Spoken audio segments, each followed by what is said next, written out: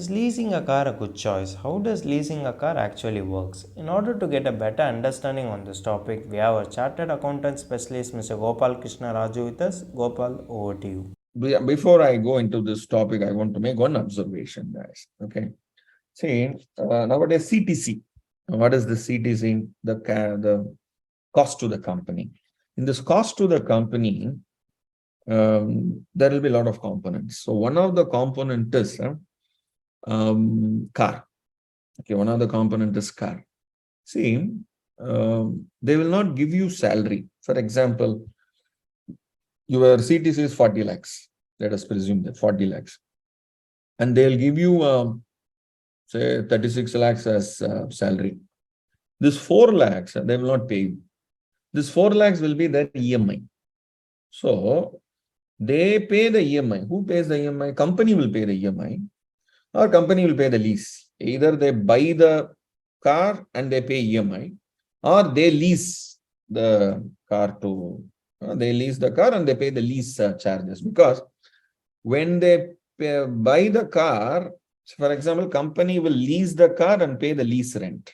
That lease rent will form part of your CTC. But that lease rent is a deductible expenditure for the employer. That means whether they pay that amount to you, it is taxable. Okay, it is paid to you, it is taxable. But they give you the car. But please understand, if the car is given to you, it is taxable to you. Okay, so it is car. So what is taxable? Please look at this. The expenses, maintenance and running are met or reimbursed by the employer.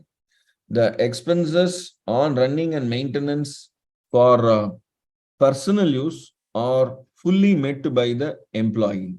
We have this structure as of today. Okay, and this structure is also under revision for your kind information. I'll just share with you one interesting number here. Please look at this. These are the two employees. They have salary package of 25 lakhs per annum. Okay. Car lease benefit is availed by the employee. Okay. One employee is availed, another employee isn't availed. The value of the car lease rental paid by the employer. Please understand this. That means if the lease rent is paid by the employer company, car is there. That car you are only using. Okay. So actually, whatever amount they pay monthly, say 40,000, they pay into 12, 4,80,000, it is their expenditure. They will debit in their P&L account. Okay. So now, what is your taxable cash salary? Actually, 480 they pay, but it is your CTC. But for you in your table, CTC will be 25 lakhs, 25 lakhs. But Priya, she is getting, Pooja is getting 25 lakhs cash salary. Priya is getting only 20 lakhs, 20,000 as cash salary in her pocket. 480, she only gets as car. She will only drive the car. Okay. So car perquisite. Okay. If it is there any car perquisite? Because she doesn't avail car. So there is no car perquisite. Now I just showed you the car perquisite here. Okay. So since it is leased, so the expenses remaining are met by the employer. So if it is less than 1.6 liter, greater than 1.6 liter, this amount will be added to your perquisite. So that is why, so 1.8 liters including driver. So this 39,600 is your either 1,800 into 12 or 2,400 into 12. So based on that, it will be treated as your perquisite. So that will be added.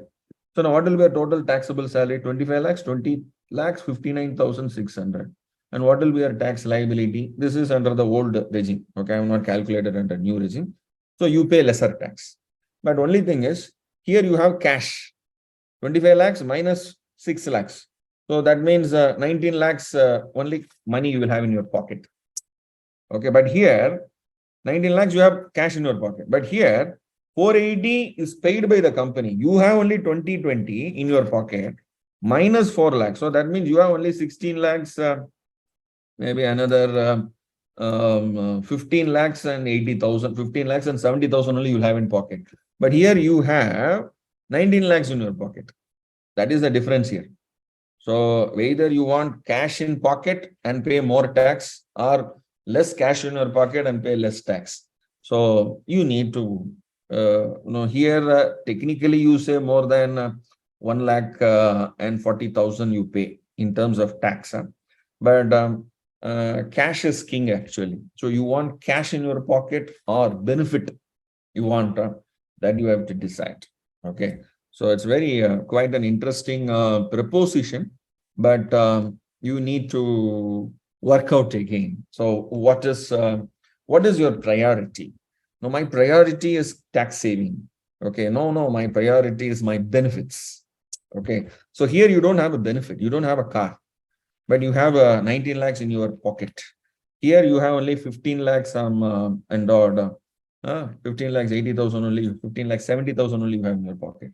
So having 19 lakhs in your pocket, having 15 lakhs 70,000 in your pocket, there is a lot of difference. Okay. So please appreciate this difference when you are selecting a lease. But here you will have a car. The car will be 40,000 per month. Lease car means car will be a palatial, maybe a nice car also. So, and maintenance also taken care by the leasing company.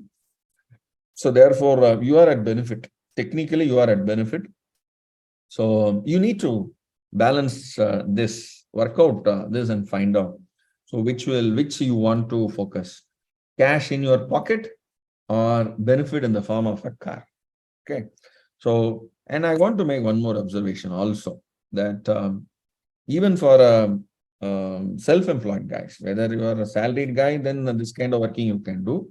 But if you are a self-employed guy, okay, then the buying versus leasing.